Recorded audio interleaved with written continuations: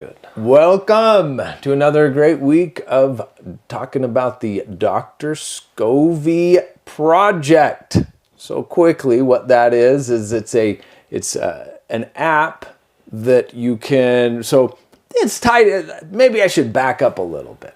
We've got the dash ducks and the chickens, mainly the dash ducks live stream where you can feed the ducks, and we want to give you another way to interact, have fun, and feed the ducks. So it'll be, we're creating these mystery videos based on the character Dr. Scovy and Lizzie, which happen to be real live ducks at the Dash Duck.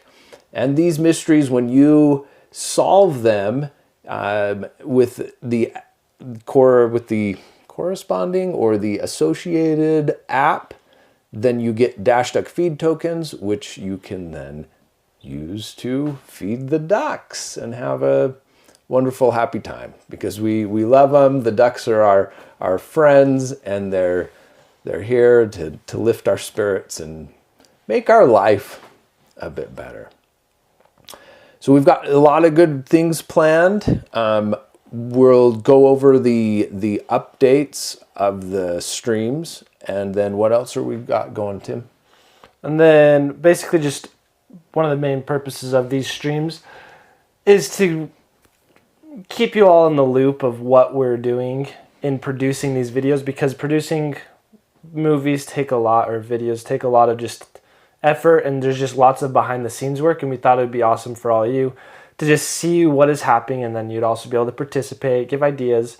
But it's just kind of just to give that link to know what's up, so then so that there's something happening within the time breaks of the video being released and to the next video being released. So within that break, you'll basically be able to have these to see what's happened. So for today, we will end up talking kind of about the people, some of the acting, and then like our shooting schedule is like we're getting a little bit close to it, and then we have a few other like in the writing. So it's just a little bit of this pre-production stuff for these videos that we'll be discussing a little bit later today.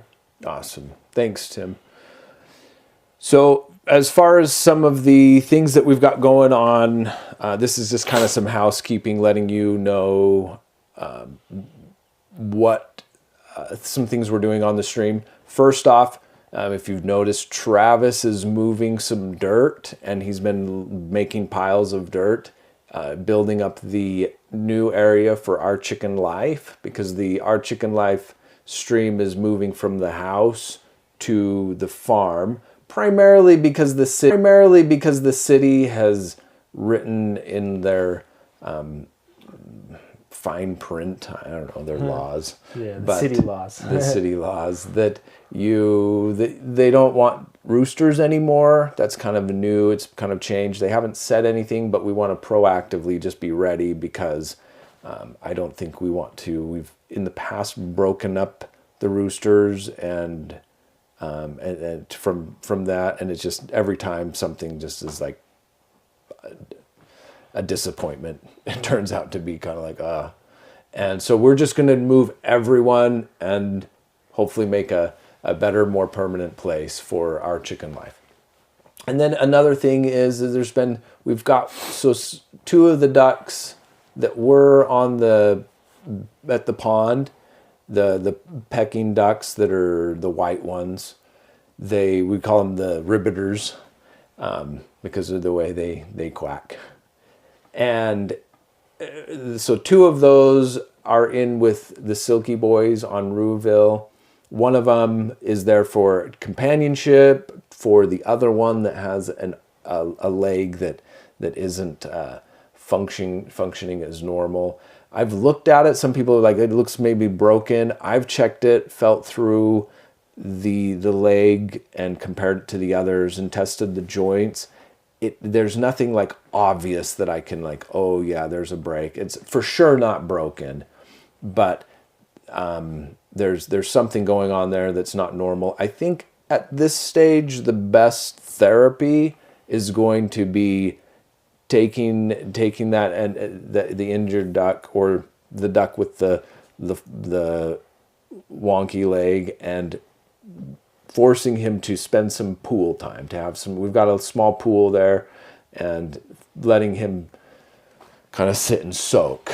Yeah. And I've heard that's good for people too when they're injured. yeah, it is. So, and then another thing, Icy's been kind of getting a bit of a pill, and mostly Nala, because Nala's got some of this similar thing going on with her leg, but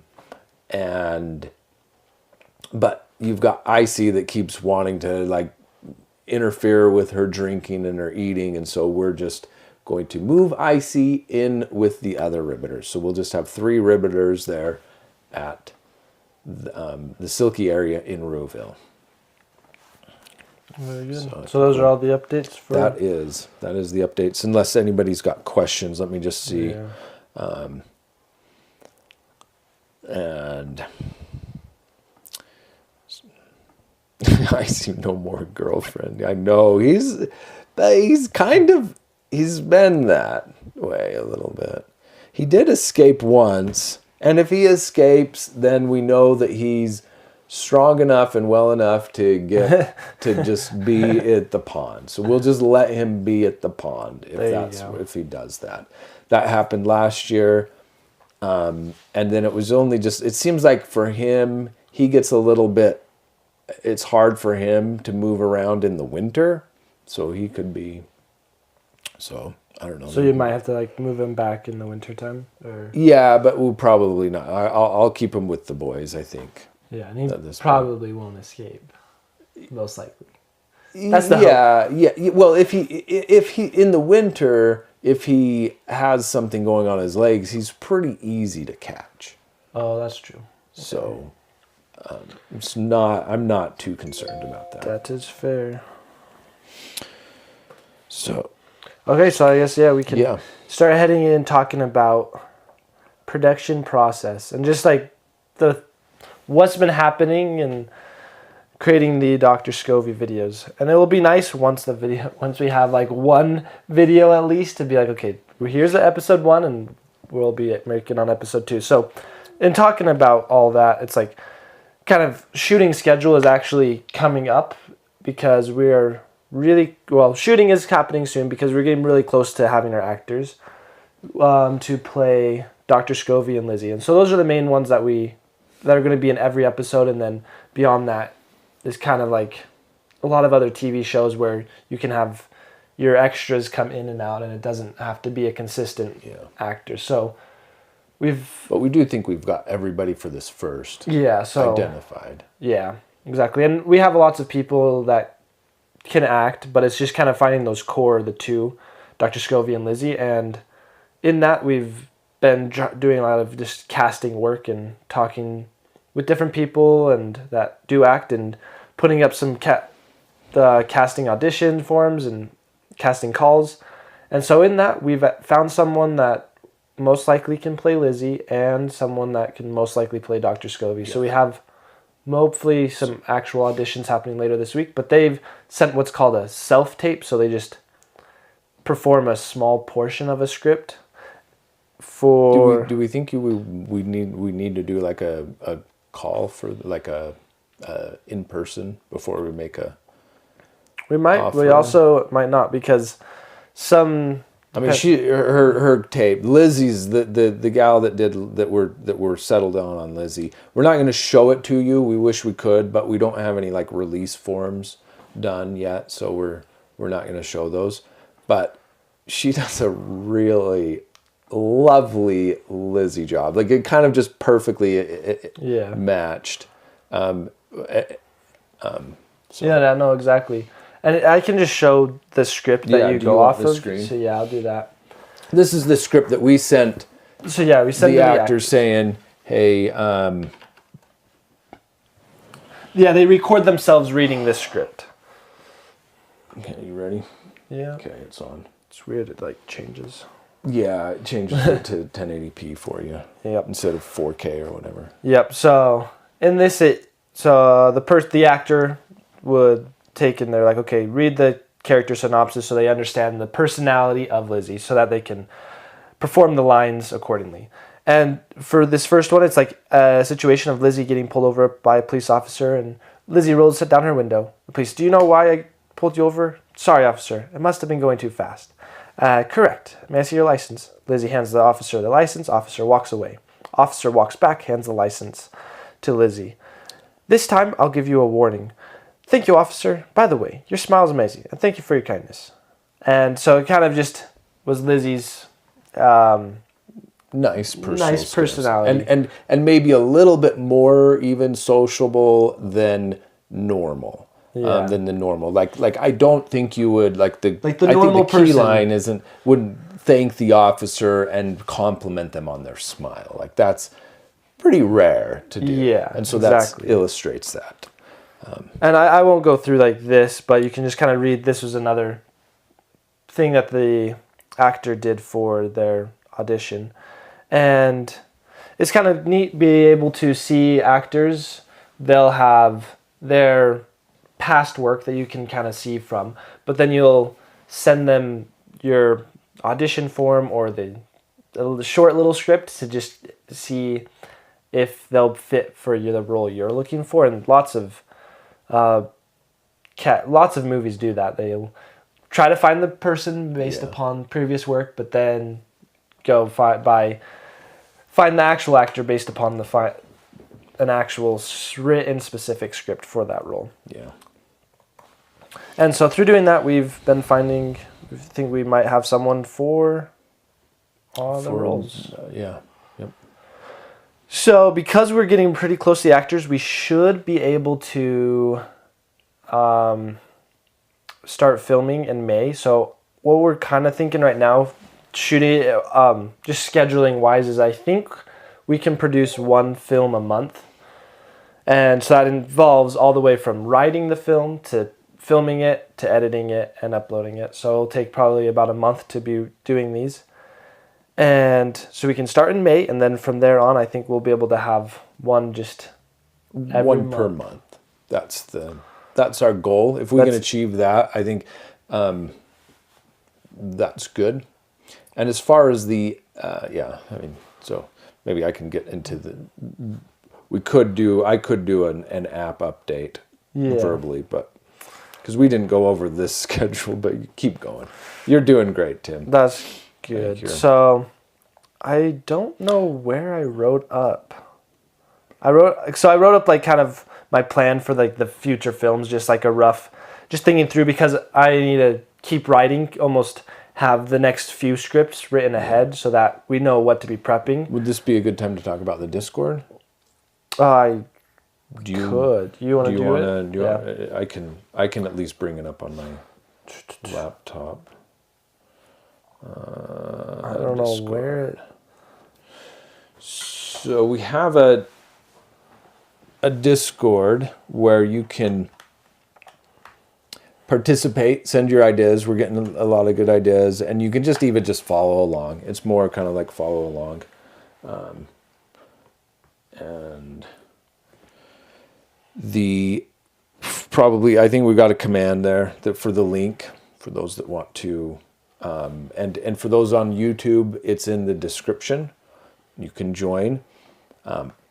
For instance, we've got some of the artwork already, and this is an interesting video here of us testing some backdrops. So Susie the Silky is doing the artwork, and she kind of wanted to help her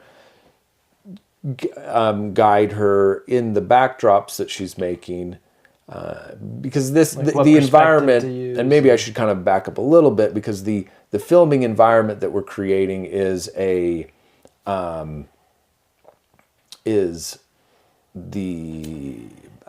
projection backdrop to create the environment with projection backdrop and props. So you can see a good indication of this is Tim just kind of going over it. That's a fun video to watch. And then Susie's got these progress, which is lovely. And good to see everybody joining the Discord. Nice. Welcome to the Discord. So perfect. I think that's See, I'm almost scared that I lost it. Lost your ideas. Yeah, because I wrote up kind of like what I was assuming. I'm like, okay, this would probably be May's project. This will probably be June's and July's.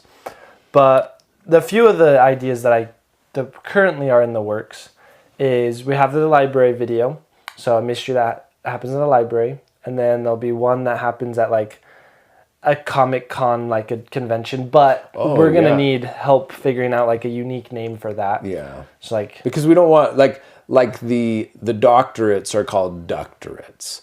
There's dabbling university. Yeah. So we want something. We don't. So it's gonna be Comic-Con, but what do we call it? We can't call it Comic-Con, but you kind of like we got to come up with something. So those are kind of where you can start thinking. Yep. Like the mystery is going to be roughly based on like there's people dressed up in costumes, and I was trying to think today of what the exact mystery is, but this is where you all can come in also in the Discord, is just if you have ideas of we're at the Comic-Con, what's the mystery that's going to have to happen, and then that just Dr. Scovy's going to have to end up solving. Somebody loses their source code to the next video game that they're going to release. Yeah, there you go. That would be more like an E3 thing, but do they release video games in Comic-Con? Probably not. I was thinking like maybe even a comic book and making like a duck comic book or something. They lose that. DashCon. That might work. That's a good idea. That could work. I could see that. And then one of the main events at DashCon is you have to race for your treats, and whoever gets there first gets to eat the whole pie. I like that. I had to compete. So the case of the missing cosplay. Yep. So it's kind of in that environment, and then another idea was, so this one's going to be like almost strict taken from Sherlock Holmes. And there's a story that was written that it takes place with like 3 students all cheating. And we've talked about this before. Not all cheating, but one of them is accused of cheating and one of them actually is cheating. And so I've kind of taken that and adapted it into a Dr. Scovy, because Dr. Scovy is very similar to Sherlock Holmes in the sense that Sherlock Holmes solves mysteries and Dr. Scovy solves mysteries. Yeah. And especially because also the Sherlock Holmes is in the public domain, so that makes it a little bit easier to just kind of almost copy a little bit more so. And another reason I did that is I wrote that one up when I was first writing, just as almost a writing practice. I wasn't even for sure if going to use it to produce a film, but it was just going to be like practice, being like, okay, I haven't written many mysteries before. So I adapted the story into the duck world, and then I realized and was reading it the other day. I was like, okay, this is good. We'll film it. So there's that in the works. So basically, we have like the next 3 months planned out, and then maybe there's one with the missing diamond, and then another one that's going to be like kind of an heirloom. So one's like a collector that's collecting relics, and he collects a diamond that goes missing, and the other one's just a rich guy that loses his family heirloom. And so there's lots of different stories that are in the works. Some of them may end up getting scrapped before they finally get filmed and produced, but that was just an update to see that there's lots of stories in the works. Yeah, that is interesting. The chat pointed out that DashCon was kind of a I don't know if it actually happened. It was like a 2005. I think they maybe had it, but 2004, 2005. So, but very, very kind of interesting. So I don't know. Not necessarily interesting because I haven't even gotten anything. I just know maybe it was something along the blogging Tumblr service. Interesting. So it's kind of maybe like a Tumblr get together. Yeah, Tumblr. Yeah. We don't know. Does Tumblr exist? I think it does. No, it probably does. It does. It does. And then also I thought maybe it could be kind of interesting to show you all what just a shooting schedule looks like, or at least the one that we have currently of what like a day for filming will consist of. And because I had to figure that out this week, because in the next couple of weeks we'll be doing our filming and we got to know what's going to happen that day. And I took a screenshot if you want to pull it up in the... well, why aren't you? Yeah, or- you can run it. Yeah. And then... like play some... It's our schedule. Yeah. But... Tell me when you're ready. Okay, there we go. Yeah, that works. So, yeah, here's the schedule. So, just say, basically, the way, and this is going to be a little different to some other film sets. If any of you ever end up going on an actual film set. I think you might could pack your talking down just a little bit. The Just talk volume quietly. Yeah, just talk. You don't have to. It's just normal. Oh, yeah. I'm just talking normal. I thought I was. Just talk normal. I'm watching the meters here, and they kind of are slamming against the top. So hopefully we're not I'll talk whisper now. distorting anybody's. Just blowing out your speakers. Yeah. So, a lot of time in film, you'll have your call time like a half hour to an hour before the actual camera's rolling. But because we're probably just going to... The way we're going to do it is we're going to have lots of rehearsal. So everyone will show up, and then we're going to have to run through the script many times because they're going to be single takes or continuous takes. And so there's going to be basically... It's how a play is done, where practice. you go, practice, rehearse a lot, and then you basically perform it a couple times. So hopefully our final takes down here really don't take too much time because everyone's got it. And with this specific one, we got to rehearse a bit, and then we have to film something that we're going to put into the video because it's basically a security camera watching everyone. And then they're going to interact with that security footage. So it's going to be really cool to see how it all happens. And so they'll rehearse that bit, and then we'll... Oh, Mom says Tim's perfect. It sounds perfect. Okay, very good. So, to you. So you can... I can keep Go yelling. ahead. Go ahead. I wasn't yelling beforehand. So... Yeah, then we'll film that, rehearse more, and then one funny thing, just fun fact, no matter what time you eat your meal in film industry, it's always called lunch. So say if you ate lunch at 6 p.m., which I did on one film shoot, it's still lunch. Just because it's in the middle of a shoot. So And it doesn't matter. You have snacks all the time. Yeah, there's always then a snacks. prepared lunch. Yep. So. And then we'll have our final take, and then basically a photo shoot so that we can make our thumbnails. So it's just kind of interesting to... It's interesting to me, so I was like... It is. You all can see it too. Yeah, no, thank you, Tim. That's very interesting. And I think that's all for Dr. Scovy. It's like I could share I was a little bit about a short film I was working on that we might film at some point, but I don't know. I should share the idea with all you. Guess, you all can see. I haven't heard this, so maybe it's kind of interesting. Okay, so I'm just sharing. I don't think if you haven't shared it with me. So this is the first time you'll get a real. This is how the video pitch ideas go. Every time I think of lots of videos. Right. I'll pretend like I'm a Netflix executive and you're pitching me an idea, and I'll be like, "All right, hurry up! Gotta have that got 5 one more. log line." There's a girl that lives in the city, but she grew up enjoying her time at her grandparents' house in the country. But she's now grown up, and she's kind of more invested in living and enjoying the city life.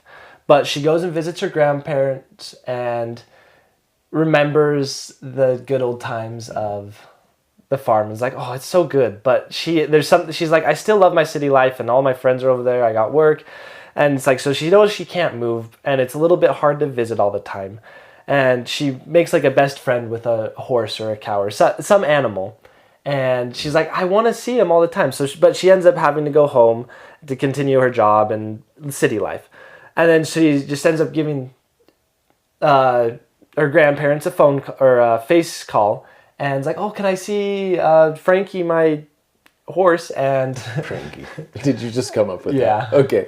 I have an actual name written in, but I haven't looked at the script for a little while. And then she ends up being like, oh, I should just like, she's kind of knows this technical realm, and then she ends up, even she's in the live, she's on Twitch and everything, and she stumbles across the animal live stream category. Dash duck. Yeah, she sees dash ducks, and she's like, oh, that's so clever. I could just set up a camera and I could always watch, and I could see Frankie at any point. And so she ends up going back to the farm and working with her grandpa and setting up her own live stream for Frankie. Then I'll add this. But she makes it even more sophisticated because she uses a robotic arm as the camera, and you can just move it around everywhere. So she's like one-upped me like all the way. And yep. It becomes the new best animal stream. Exactly. But it kind of... So that's, I guess, the premise of the story, that the girl that loves animals but also loves the city, and kind of bridging that gap and ties into what even the animal streams kind of are, and almost a story about someone making their own version of Dash Ducks or Our Chicken Life. And so that's the premise of the story. And currently I have like 11 pages written into it, and There we go. this is basically to the point of her heading back home and learning about the Twitch live streams. So she hasn't done any of the setup or anything. So it's definitely, I could see this being like 30 minute. Yeah. This could actually enter the realm of technically of a short film. I think you have to have 40 minutes to be a short film. So it might, with the credits, it might be an actual legit short film. But it's just an idea in the works, and all starts with writing. And as I was writing it, I was liking it, and it's like I feel like it could be a great, fun, happy story that ties to the ones that... It's kind of like those other animal movies, if any of you have seen them, like... What is one? It's like, there's one called like Scarlet or something, or the whale one, Willie the Whale, and Old Yeller. So it's kind of maybe like that stuff. So another question for you that somebody asked. Did Filmer Tim go to school for film, or did he pick it up as a hobby? So... Or I guess there could be a third thing. Yeah. Well, in that realm, to easy answer based on that question, I picked it up as a hobby. But to go... So I've been doing filmmaking ever since... I probably filmed my first video it was 8th grade, so whatever age that is, like 12. And it was just on my phone. I edited it in iMovie. It's so good. Yeah. But I did get to a point where in high school, I took the film class that they were providing at the high school, and I felt like I was a total pro at that point. But even still, and looking back, I know I was still a noob. Yeah. But even though in the film class, so the first year, there was the film teacher that was really good, but he left. So then the next year, there was just someone that picked up the film class, and I already had known all the film things. So it's like I didn't even take my second year of film class in high school, just because they were going over the stuff that I'd already learned at that point. Yeah. And so from then, it's all just been like self-taught and learning from the internet, because there's many experts out there, and I can learn stuff from all these greatest directors. So it's like I can take courses, basically be taking college courses from all these people that have produced. You have basically finished at least one that I know of. Yeah. Just from a professor. So yeah, that has, I think does he have his whole course on YouTube? Mm-hmm. Yeah, he filmed every single lecture. So I've been watching his actual... Yeah. I've been attending a college class without getting college credit, but it doesn't matter. Doing the Steve Jobs thing where he just goes and gets into the classroom and just watches the lecture. Yep. And I've actually legit thought it lately. I'm just like, maybe I should just go over to these colleges close by and just walk into their film class. I'm like, I'll see. So maybe I should try that this And week. then you've also there's been a few books I've seen you been reading. Yeah, on that. Reading and lots of books. So self-taught, but experience I think is the best. And I've been going through doing experience stuff. And I know there's so much more that I don't know. So. And I think the film industry just as a whole is changed considerably. I mean, the internet and YouTube has changed what you can do as a creator, even in the realms of like independent films. Like in a way, we're writing these independent films, and we're trying to publish them on YouTube, or we're publishing them on YouTube. Yeah. Who knows like how great it goes, but I mean, we're having a lot of fun doing it, and even learning a lot. So I've been even kind of researching successful people that say they make full feature releases, but their intended audience is on Tubi. Like, have you ever heard of Tubi? Maybe not. It's like the Netflix that's just ad supported. So a lot of like I've learned that like the Amazon releases not necessarily good, because it's kind of like, I don't know, the payment isn't as good on Amazon Prime, whereas Tubi is actually a really good payment per minute watched. And so I mean, there's people that they focus, they make their short feature, they have maybe a small audience already, and they do a little bit of marketing, and they make a little full featured movie. Yep. So that's what this one video could be, a full feature movie, right? Yeah, yeah. And I know like for instance, just kind of like thinking about like film industry theory here for a second. You've got Hollywood, which it's all formulaic, it seems. There's very little that comes out that is interesting anymore. Yeah. Whereas all the interesting things happen in these other realms. And I think like we're taking a total gamble, a total kind of just, I don't see anybody kind of doing even this theatrical type term like movie making. Style, yeah. Not even any YouTubers. I don't even see any YouTubers that are doing this kind of thing. So I think we're like way out there on the edge of testing. Innovation, yeah. And I think that's where the interesting things are for me. No, for sure. And so one of the filmmaking books, a screenwriting book I'm actually reading right now, is by someone who's a screenplay writer in Hollywood. And it's really interesting reading his stuff because there's lots to learn from it, and I am learning so much. But it's written of how to make these almost copy and paste scripts that as a screenwriter you could just go to Hollywood and be hired and sell them, because I think most of them you just basically as a screenplay writer you write a play and then submit it and show it and try to convince them that it's a good one, and then you sell them the script. So that's how it roughly goes. So he's kind of teaching how to do that. There's lots to learn, as I said, but there's also, you kind of I feel like have to know the rules in order to break them. I just break the rules. I don't even. That's me. I don't. That's. You've probably seen me work.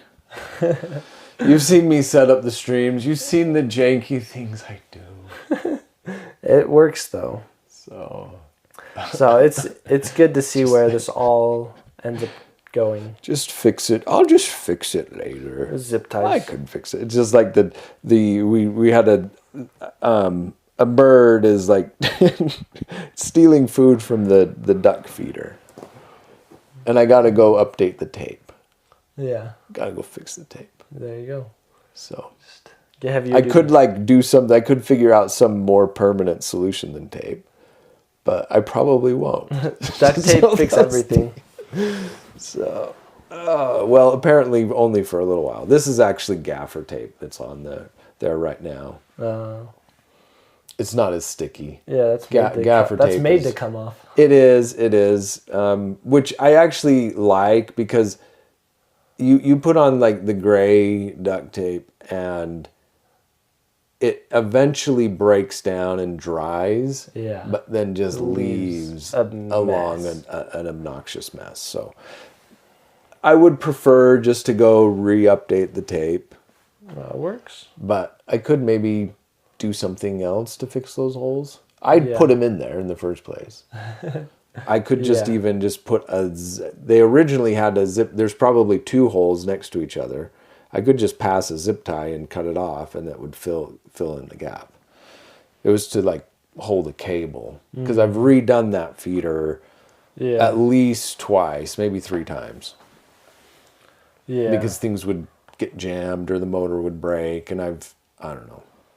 That's how I make my costumes. It's like I'll do something that's only gonna work once, and then if you have to re-put the costume on, it's gonna be so hard because it's like all falls apart. But that is kind of prop building. That is, yeah. You don't want to go overboard on prop building. That's true because it's really. But then I see like the Weta workshop. So they did the props to Lord of the Rings. Yeah. And they still have all the swords that they used as the prop swords. Yeah. And they're I forgot. It's a little bit of different metal, but they have to treat them. So like one guy's job, like Oh, to oil them. Yeah, and they'll such, oil them and, like- otherwise they're just going to rust away. yeah. So they actually over the last 20 years, Even have been- Lord of the Rings has been, they still take shortcuts and are a little janky. Yeah. So, but they're also still kind of legit. So, but it was kind of interesting. So he just had 2 replica swords for like Boromir's sword, and he had his fighting one, like the one that he'd actually use in all the choreography, and then like the prop one to be all close up and look shiny and nice. And so the other one just doesn't have all that fine detail, and it's all And it's blunt and it's probably got some dings and scratches yeah. on it. So that one's made to be the 2. That's cool. So it's kind of fascinating to see That makes sense. how that works. Yeah. Yeah. And they have to do it fast. They have to build things so fast. So fast. Yeah. It's insane. It sure is. So, thank you, everyone. This has been great. Yeah, it was So, good. good little update. I appreciate all that you guys, the input that you do, and the support you give the animals, being there, letting me know when things break. So we really appreciate you. Thank you all. And I'll say goodbye to YouTube, and then we'll close up with, I think, trying to raid someone.